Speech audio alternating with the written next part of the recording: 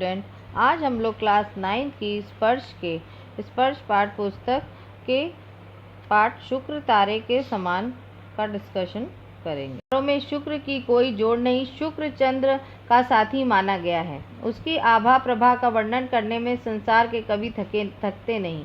फिर भी नक्षत्र मंडल में कलगी रूप में तेजस्वी तारे को दुनिया या तो ऐन शाम के समय बड़े सवेरे घंटे 2 घंटे से अधिक देख नहीं पाती। इस तरह भाई महादेव जी आधुनिक भारत की स्वतंत्रता के उषा काल में अपनी वैसी ही आभा से हमारे आकाश को जगमगा कर देश और दुनिया को मुग्ध करके शुक्र तारे की तरह ही अचानक अस्त हो गए। सेवा धर्म का पालन करने के लिए इस धरती पर जन्मे स्वर्गीय महादेव देसाई गांधी जी के मंत्री थे। मित्रों के बीच विनोद में अपने को गांधी जी का हमाल कहने में और कभी कभी अपना परिचय अपने पीर बावर्ची के रूप में देने में वे गौरव का अनुभव किया करते थे। लेखक कहता है कि आकाश के तारों में शुक्र का कोई जोड़ नहीं है। कहने का तात्पर्य यह है कि शुक्र तारा सबसे अनोखा है। शुक्र तारे को चंद्रमा का साथी माना गया है। चंद्रमा की चमक का वर्णन करने में संसार के कवि थकते नहीं हैं। वे तरह तरह से उसकी चमक का वर्णन करते हैं। लेखक महादेव जी की तुलना शुक्र तारे के साथ करते हुए कहता है कि वे भी शुक्र तारे की तरह थोड़ी देर के लिए ही इस संसार रूपी आकाश को अपनी सेवा भाव से चमकाकर शुक्र तारे की तरह ही अचानक अस्त हो गए, अर्थात उनका निधन हो गया। लेखक यह भी कहता है कि सेवा धर्म का पालन करने के लिए इस धरती पर जन्मे स्वर्गीय महादेव देसाई गांधी जी के मंत्री थे। मित्रों के बीच मजाक में वे अपने आप को गांधी जी का हम्माल बताते थे, कुली बताते थे और वो बावर्ची भी बताते थे। इसमें उनको कोई शर्म नहीं आती थी।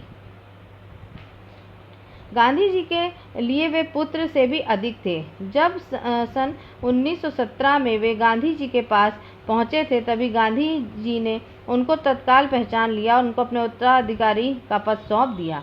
सन 1919 में जलियांवाला बाग के हत्याकांड के दिनों में पंजाब जाते हुए गांधी जी को पलवल स्टेशन पर गिरफ्तार किया गया था। गांधी जी ने उसी समय महादेव भाई को अपना वारिस कहा था। सन 1929 में महादेव भाई सेतु हिमाचल देश के चारों कोनों में समूचे देश के दुलारे बन चुके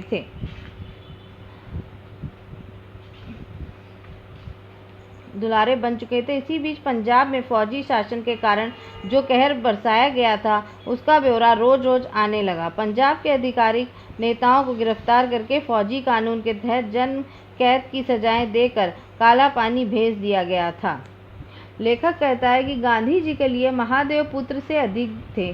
जब वह सन 1917 में महादेव गांधी जी के पास पहुंचे थे, तभी गांधी जी ने उनको तत्काल पहचान लिया और उनको अपना उत्तराधिकारी पद सौंप दिया। लेखक कहता है कि 1919 में जलियांवाला बाग के हत्याकांड के दिनों में पंजाब जाते हुए गांधी जी को पलवल स्टेशन पर गिरफ्तार किया गया था। गांधी जी ने उसी समय महादेव भाई को अपना वारिस कहा था। लेखक कहता है सन 1929 में महादेव भाई ने सेतुबंद रामेश्वर से हिमाचल तक देश के चारों कोनों में पूरे देश के दुलारे बन चुके थे। सभी उनसे प्यार अपनापन रखने लगे थे। इस बीच पंजाब में फौजी शासन के कारण जो कहर बरसाया गया था, उसके बारे में खबरें रोज रोज आने लगी थीं। मुख्य राष्ट्रीय अंग्रेजी दैनिक पत्र ट्रिब्यून के संपादक श्री कालीनाथ राय को 10 साल की जेल की सजा हुई थी। पंजाब में ज़्यादातर नेताओं को गिरफ्तार करके फौजी कानून के तहत उम्र कैद की सजाएं देकर काला पानी भेज दिया गया था। लाहौर के मुख्य राष्ट्रीय अंग्रेजी दैनिक पत्र ट्रिब्यून के संपादक श्री कालीनाथ राय को 10 साल की जेल की सजा मिली थी। गांधी जी के सामने जुल्मों अत्याचारों की कहानियां पेश करने के लिए आने वाले पीड़ितों के दल गामदेव के मणि भवन पर उमड़ते रहते थे। महादेव उनकी बातों को संक्षिप्त टिप्पणी तैयार करके गांधी जी के सामने पेश करते थे और आने वालों के साथ उनकी रूबरू मुलाकात भी करवाते थे। गांधी जी मुंबई के मुख्य राष्ट्रपति अंग्रेजी दैनिक बॉम्बे क्रॉनिकल में इस विषयों पर लेख लिखा करते थे। क्रॉनिकल में जगह की तंगी बनी रहती थी। कुछ दिन में क्रॉनिकल के निडर अंग्रेज संपादक हार्नीमैन को सरकार ने देश निकालने की सजा देकर इंग्लैंड भेज दिया। उन दिनों बम्बई के 3 नए नेता थे, शंकरलाल, बैंकर उमर सोबानी और जमना दास द्वारकादास में अंतिम श्रीमती बेंसेट और अनुयायी थे। ये नेता यंग इंडिया नामक का एक अंग्रेजी साप्ताहिक भी निकालते थे, लेकिन इसमें क्रॉनिकल वाले हार्नीमैन ही मुख्य रूप से लिखते थे। उनके देश निकाला मिलने के बाद इन लोगों को हर हफ्ते साप्ताहिक के लिए लिखने वालों की कमी रहने लगी। ये तीनों नेता गांधी जी के परम प्रशंसक थे और उनके सत्याग्रह आंदोलन में बम्बई के बेजोड़ नेता भी थे। इन्होंने गांधी जी से विनती की थी कि वे यंग इंडिया के संपादक बन जाएं। गांधी जी को इसकी सख्त ज़रूरत थी। उन्होंने विनती तुरंत स्वीकार कर ली थी। यहाँ पे लेखक ने कहा है कि गांधी जी मुंबई के मुख्य राष्ट्रीय अंग्रेजी दैनिक बॉम्बे क्रिमिनल में इन सब विषयों पर लेख लिखा करते थे। क्रॉनिकल में लोग काफ़ी लेख लिखा करते थे, जिस कारण से उन्हें जगह की तंगी बनी रहती थी। लेखक कहता है कि कुछ ही दिनों में क्रॉनिकल के निडर अंग्रेज संपादक हार्नीमैन को सरकार ने देश निकालने की सजा देकर इंग्लैंड भेज दिया, क्योंकि वे सभी के लेखों को निडरता से छाप देते थे, कोई लेख अंग्रेजी सरकार के विरुद्ध ही क्यों न हो। लेखक कहता है कि शंकरलाल, बैंकर ने उमर सोबानी और जमना दास द्वारकादास उन दिनों मुंबई के 3 नए नेता थे। इनमें अंतिम जमना दास द्वारकादास श्रीमती बेंसेट के अनुयायी थे। ये नेता यंग इंडिया नाम का एक अंग्रेजी पत्रिका भी लिखते थे। ये पत्रिका सप्ताह में एक बार निकाली जाती थी, लेकिन उसमें क्रॉनिकल वाले हार्नीमैन की मुख्य रूप से ही लिखते थे। उनको देश निकाला मिलने के बाद इन लोगों को हर हफ्ते साप्ताहिक के लिए लिखने वालों की कमी रहने लगी, क्योंकि सब कुछ लोगों के लेखों को छापा ही नहीं जाता था। शंकरलाल, बैंकर उमर सोबानी और जमना दास द्वारकादास नेता गांधी जी को बहुत मानते थे और सत्याग्रह आंदोलन में मुंबई के बेजोड़ नेता भी थे, जो पूरे आंदोलन के दौरान गांधी जी के साथी रहे। उन्होंने गांधी जी से विनती की कि यंग इंडिया के संपादक बन जाएं। गांधी जी को तो इसकी सख्त ज़रूरत थी ही, उन्होंने विनती तुरंत स्वीकार कर ली। लेखक कहता है कि गांधी जी का काम इतना बढ़ गया कि साप्ताहिक पत्र भी कम पढ़ने लगे। इसी कारण गांधी जी ने यंग इंडिया को हफ्ते में 2 बार प्रकाशित करने का निश्चय किया था। गांधी जी का काम हर रोज का पत्र व्यवहार और मुलाकातें, आम सभाएं आदि कामों के अलावा यंग इंडिया साप्ताहिक छापने के लेख, टिप्पणी, पंजाब के मामलों का सार संक्षेप और गांधी जी के लेख, यह सारी सामग्री हम 3 दिन में तैयार करते। यंग इंडिया ये सभाएं आदि कामों के अलावा यंग इंडिया साप्ताहिक छापने के लेख, टिप्पणी, पंजाब के मामलों का सार संक्षेप और गांधी जी के लेख, यह सारी सामग्री हम 3 दिन में तैयार करने लगे। यंग इंडिया के पीछे नवजीवन भी गांधी जी के पास आया और दोनों साप्ताहिक अहमदाबाद से निकलने लगे। 6 महीनों के लिए मैं भी साबरमती आश्रम में रहने पहुंचा। शुरू में ग्राहकों के हिसाब किताब और उनके साप्ताहिकों को डाक में डलवाने की व्यवस्था मेरे जिम्मे रही, लेकिन कुछ ही दिनों के बाद संपादन सहित दोनों साप्ताहिकों की और छापा खाने की सारी व्यवस्थाएं मेरे जिम्मे आ गई। गांधी जी के और महादेव का सारा समय देश भ्रमण में बीतने लगा। ये जहाँ भी होते वहाँ से कामों और कार्यक्रमों की भारी भीड़ के बीच भी समय निकालकर लेख लिखते और भेजते।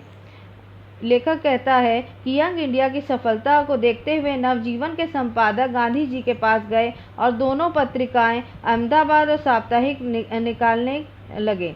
लेखक कहता है कि 6 महीने के लिए वह साबरमती आश्रम में रहने पहुंचे।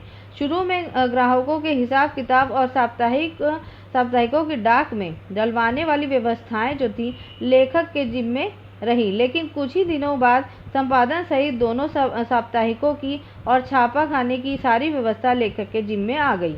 लेखक कहता है कि गांधी जी और महादेव का सारा समय देश घूमने में बीतने लगा और गांधी जी और महादेव जी जहाँ भी जाते वहाँ से कामों और कार्यक्रमों की भारी भीड़ के बीच समय निकालकर लेख लिखते और भेजते थे। लेखक कहता है कि जब प्रांतों के उग्र और उदार देशभक्त क्रांतिकारी देश और विदेश के उत्तम गुणों से युक्त लोग संवाददाता आदि गांधी जी को पत्र लिखते थे तो गांधी जी यंग इंडिया में उनकी चर्चा करते थे। अब इसमें उन्होंने बताया था कि सब प्रांतों के उग्र देशभक्त क्रांतिकारी देश विदेश धुरंधर लोग जब उनको पत्र लिखते थे तो वो उनको भी उसमें छाप देते थे। इसके अलावा महादेव देश विदेश के अग्रणी समाचार पत्र जो आंखों में तेल डालकर गांधी जी के प्रतिदिन की गतिविधियों को देखा करते थे और उन पर बराबर टीका टिप्पणी करते थे, उनके आड़े हाथों लेने वाले लेख भी समय समय पर लिखा करते थे। बेजोड़ कॉलम, भरपूर चौकसाई, ऊंचे से नीचे ब्रिटिश समाचार पत्रों की परंपराओं और अपनाकार चलने का गांधी जी का आग्रह और कट्टर से कट्टर विरोधियों के साथ भी पूरी सत्यनिष्ठा से उत्पन्न होने वाली विनय विवेक युक्त विवाद करने की गांधी जी की तालीम, इन सब गुणों ने तीव्र मतभेदों और विरोधी प्रचार के बीच भी देश विदेशों के सारे समाचार पत्रों की दुनिया में और एंग्लो इंडियन समाचार पत्रों के बीच व्यक्तिगत रूप से एमडी को सबका लाडला बना दिया था। लेखक कहता है कि महादेव गांधी जी की सारी यात्राएं, प्रतिदिन उनकी गतिविधियों के साप्ताहिक विवरण भेजा करते थे। इसके अलावा महादेव देश विदेश मुख्य समाचार पत्र जो आंखों से तेल डालकर गांधी जी की प्रतिदिन गतिविधियों पर नजर बनाए रखते थे, उन पर बराबर टीका टिप्पणी करते थे और महादेव जी उनके आड़े हाथों लेने वाले लेख भी समय समय पर लिखा करते थे और उन पर नज़र भी रखते थे। उनकी हर चीज़ समय समय पर वो लिख देते थे। लेखक कहता है कि भरपूर चौकसाई, ऊंचे से नीचे ब्रिटिश समाचार पत्रों और परंपराओं को अपनाकर चलने का गांधी जी का आग्रह और कट्टर से कट्टर विरोधियों के साथ भी पूरी सत्यनिष्ठा में उत्पन्न होने वाले विनय विवेक युक्त विवाद करने की गांधी जी की शिक्षा, इन सब गुणों में तीव्र मतभेदों और विरोधियों के प्रचार के बीच देश विदेश के सारे समाचार पत्रों की दुनिया में एंग्लो इंडियन समाचार पत्रों के बीच व्यक्तिगत रूप से महादेव को सबका लाडला बना दिया था, क्योंकि महादेव ने सभी कामों को बड़े सही ढंग से संभाला था और सही ढंग से वो उसको करते थे। गांधी जी के पास आने के पहले विद्यार्थी अवस्था में महादेव ने सरकार के अनुवाद विभाग में नौकरी की थी।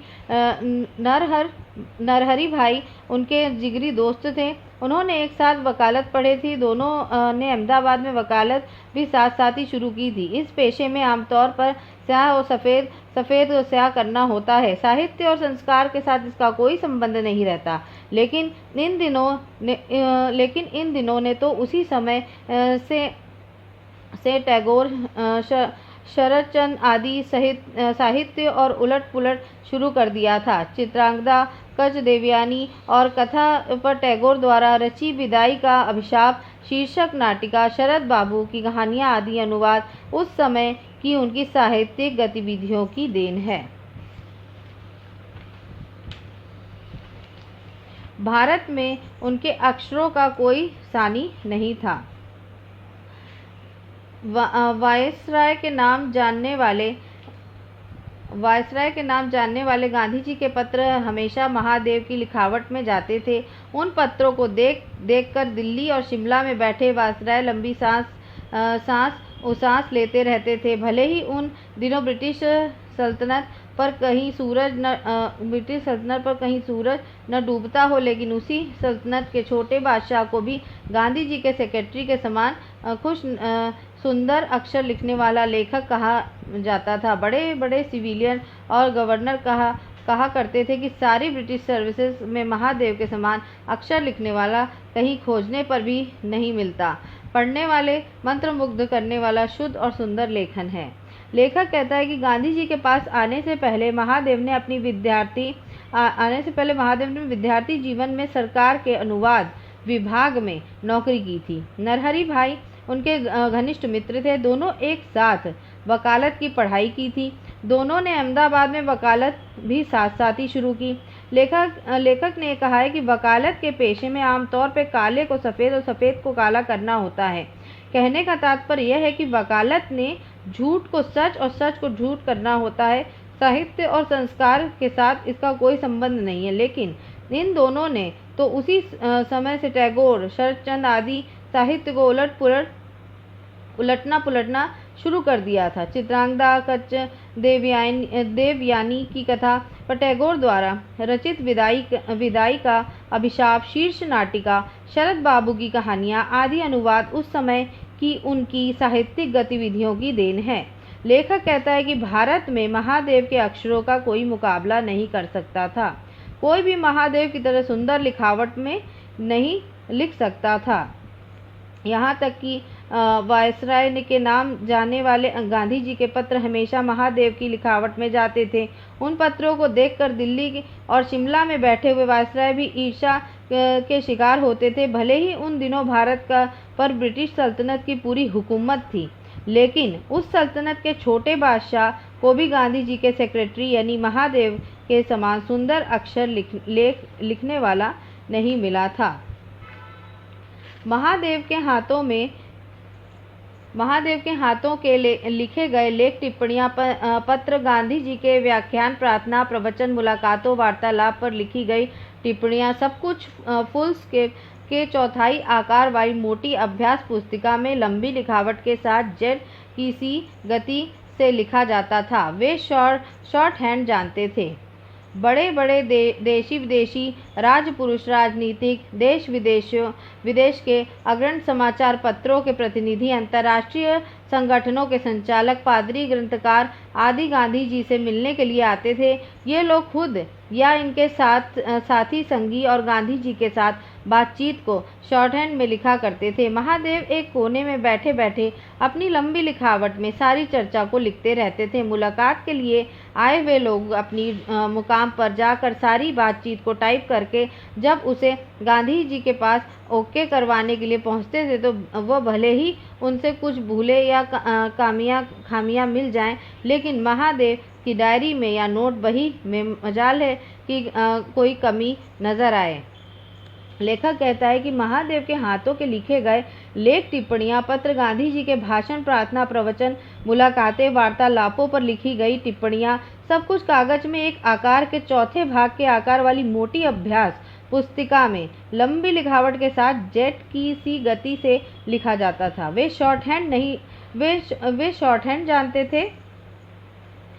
शॉर्टहैंड जानते नहीं थे, लेकिन उसके बावजूद लेखक कहता है कि बड़े बड़े देश विदेशी राजपुरुष, राजनीति के देश विदेश के सबसे आगे रहने वाले समाचार पत्रों के प्रतिनिधि, अंतर्राष्ट्रीय संगठनों के संचालक, पादरी, ग्रंथकार आदि गांधी जी से मिलने के लिए आते थे। ये लोग खुद या इनके साथी संगी भी गांधी जी के साथ बातचीत को शॉर्टहैंड में लिखा करते थे, क्योंकि पूरी बातचीत लिख कर किसी को बताना बड़ा मुश्किल है। लेखक कहता है कि महादेव एक कोने में बैठे बैठे अपनी लंबी लिखावट में सारी चर्चा को लिखते थे, और महादेव जी का कार्य संपूर्ण रूप से निपुण होता था। उनके कार्य में भूल का कोई स्थान नहीं होता था। गांधी जी कहते हैं कि महादेव जी के लिखे नोट के साथ थोड़ा सा मिलान कर लेना था और लोग दांतों तले उंगली दबाकर रह जाते थे। लुई फिशर और गुथर के समान धुरंधर लेख अपनी टिप्पणियों का मिलान महादेव की टिप्पणियों के साथ करके उन्हें सुधारे बिना गांधी जी के पास ले जाने में हिचकिचाते थे। साहित्य पुस्तक की तरह ही महादेव वर्तमान राजनीतिक प्रभावों और घटनाओं से संबंधित उद्यत जानकारी वाली पुस्तकें भी पढ़ते रहते थे। हिंदुस्तान से संबंधित देश विदेशी की ताज़ी से ताज़ी राजनीतिक गतिविधियों और चर्चाओं की नई से नई जानकारी उनके पास मिल सकती थी। सभाओं में, कमेटियों की बैठक में या दौड़ती रेलगाड़ी के डिब्बों के ऊपर की बर्थ पर बैठकर ठूस कर भरे अपने बड़े झोलों पर रखे ताजे से ताजे समाचार पत्र, मासिक पत्र और पुस्तकें वे पढ़ते रहते थे, अथवा यंग इंडिया और नवजीवन के लिए लेख लिखते रहते थे। लगातार चलने वाली यात्राओं, हर स्टेशन पर दर्शनों के लिए इकट्ठा हुए जनता के विशाल समुदाय, सभाओं, मुलाकातों, बैठकों, चर्चाओं, बातचीतों के बीच वे स्वयं कब खाते, कब नहाते, कब सोते या कब अपनी हजामत कराते, किसी भी इसको कोई पता नहीं चलता था। वे 1 घंटे में 4 घंटों के काम निपटा देते थे और रात दिन इसी बीच पर शायद तभी उनको पता नहीं चलता था। वे सूत भी बहुत सुंदर काटते थे। अपनी इतनी सारी व्यवस्थाओं के बीच वे अपना काटना कभी चूकते नहीं थे।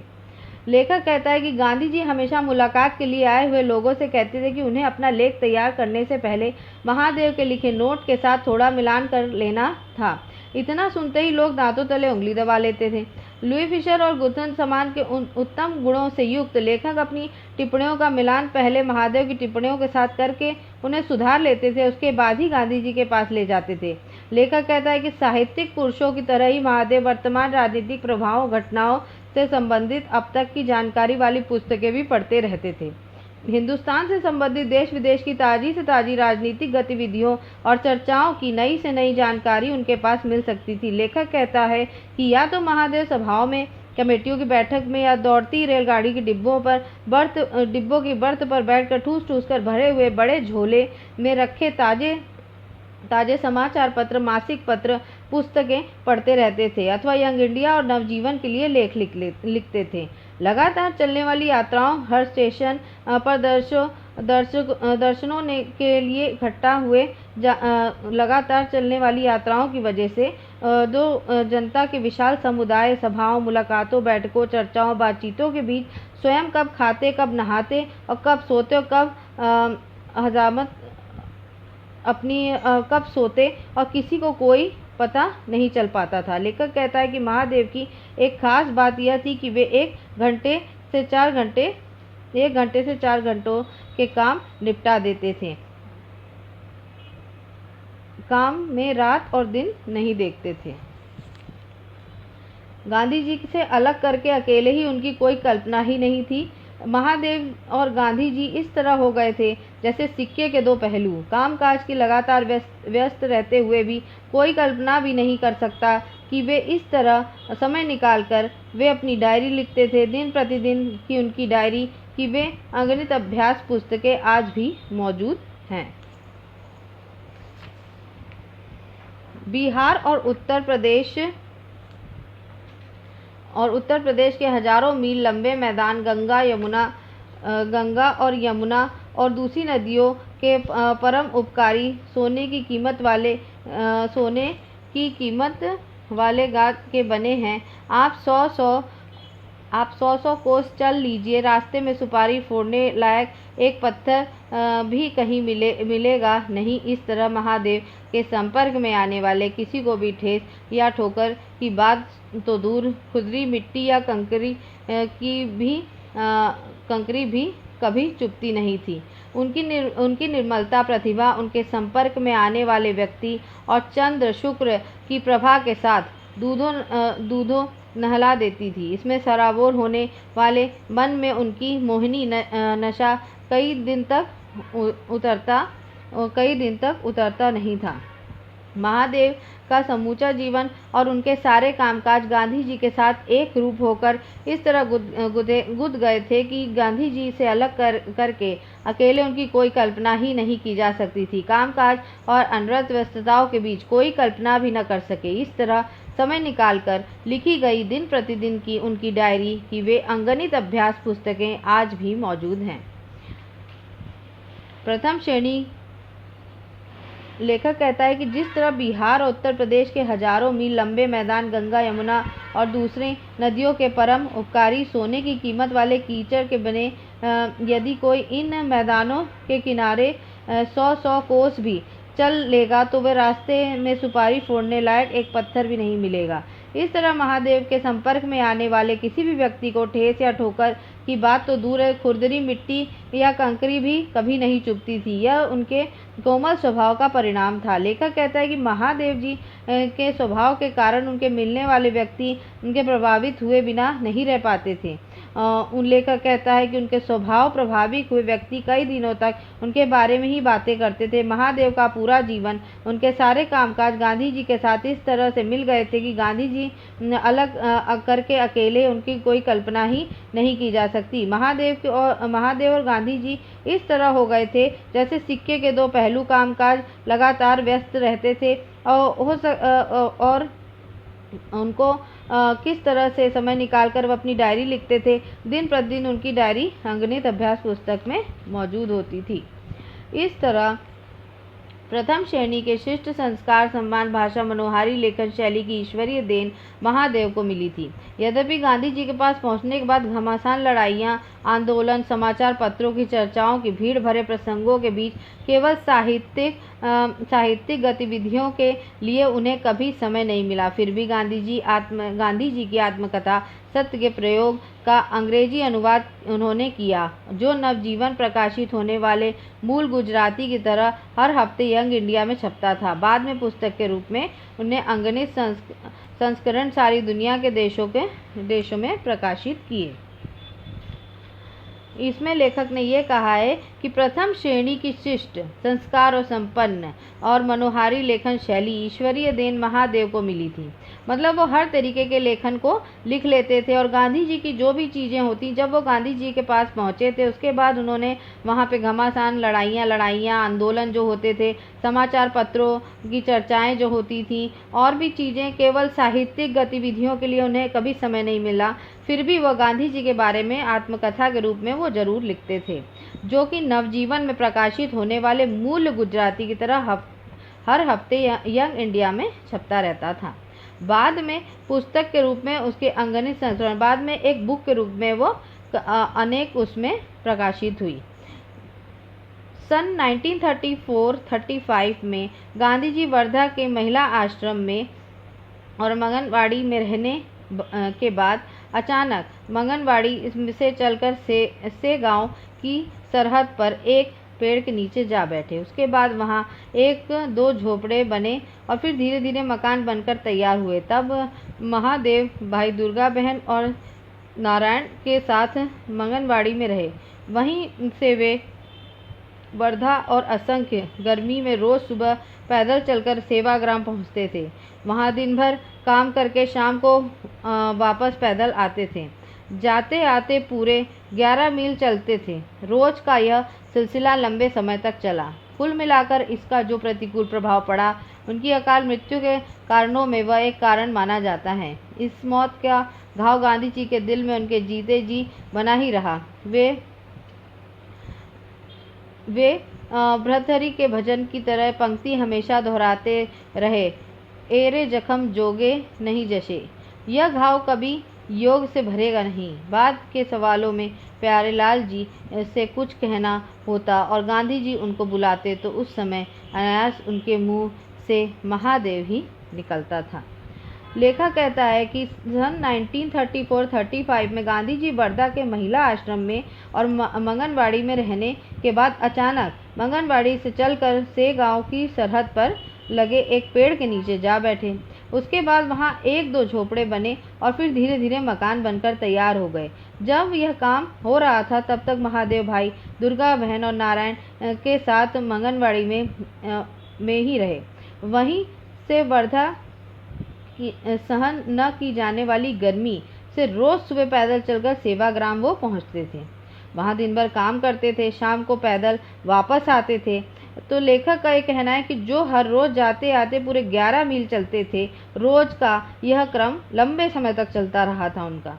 कुल मिलाकर इसका जो प्रतिकूल प्रभाव पड़ा, उनकी बिना समय ही मृत्यु हो गई। लेखक कहता है कि महादेव की मौत का घाव गांधी जी के दिल में उनके जीते जी बना ही रहा। वे भर्तृहरि के भजन की यह पंक्ति हमेशा दोहराते थे, एरे जख्म जोगी नहीं जशे। यह घाव कभी योग से भरेगा नहीं। बहुत सालों के बाद भी जब गांधी जी को प्यारेलाल जी से कुछ कहना होता था और गांधी जी उनको बुलाते तो उस समय भी अचानक उनके मुंह से महादेव ही निकलता था।